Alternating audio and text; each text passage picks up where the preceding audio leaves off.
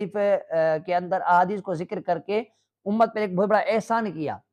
لیکن وہ ایک مجتہد، ایک فقی، ایک مفتی نہیں تھے۔ یعنی انہوں نے احادیث کو جمع تو کیا، اس کے اندر جو فقی ابواب ہیں ان کو بھی مرتب کیا، سب کچھ کیا، لیکن جو ملکہ ایک مجتہد کو ہوتا ہے، ایک قاضی کو ہوتا ہے، جو ایک فقیہ کو ہوتا ہے، عالم کو، وہ ان کو حاصل نہیں تھا۔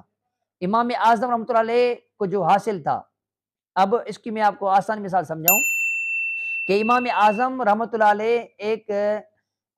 اپنے دور کے ایک تابعی بزرگ ہیں، اور امام بخاری ظاہر تابعی نہیں ہیں، دیگر جو ائمہ ہیں، امام شافعی ہیں، امام مالک ہیں، امام حنبل ہیں، یہ بھی تابعی نہیں ہیں۔ اور تابعی وہ ہوتا ہے جس نے صحابہ کرام کی زیارت کی، ان کی صحبت حاصل کی اور ان سے فیض حاصل کیا ہو۔ تو امام اعظم ابو حنیفہ جو ہے، انہوں نے صحابہ کرام سے فیض حاصل کیا ہے، ان سے دین سیکھا ہے،